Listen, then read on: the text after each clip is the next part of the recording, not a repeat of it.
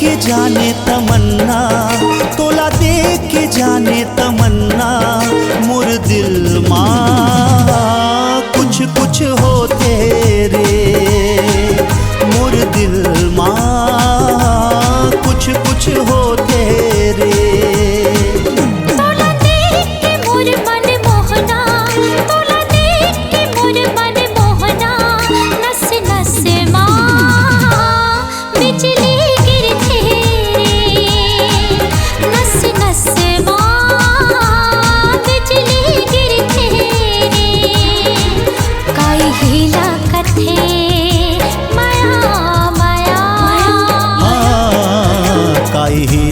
कथे मया मया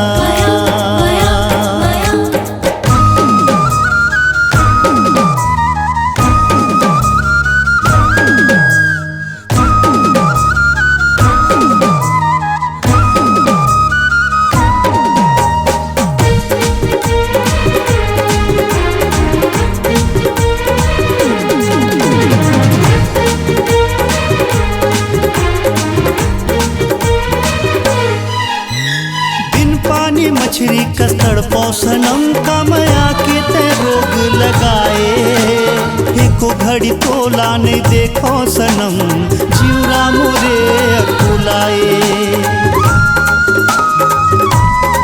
हाँ बिन पानी मछली कस्तड़ पौसनम का मया के ते रोग लगाए, एको घड़ी तोला नहीं देखो सनम, जीवरा मोरे अकुलाए।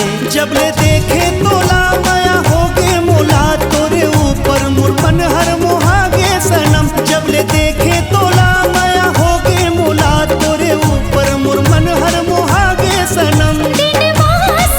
रात माँ सनम हर पल तोरा थे सुरता।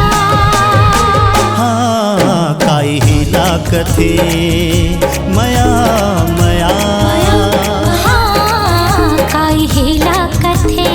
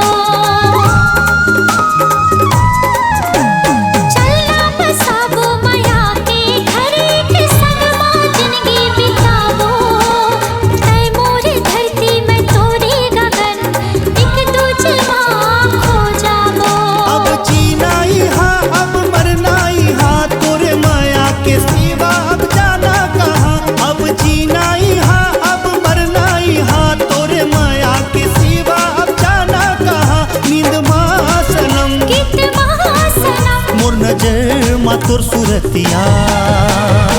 हाँ काई हिला कथे मया मया, हाँ काई हिला कथे मया मया। तोला देख के मोर मन मोहना, तोला देख के मोर मन मोहना, नस नस माँ बिजली गिरथे।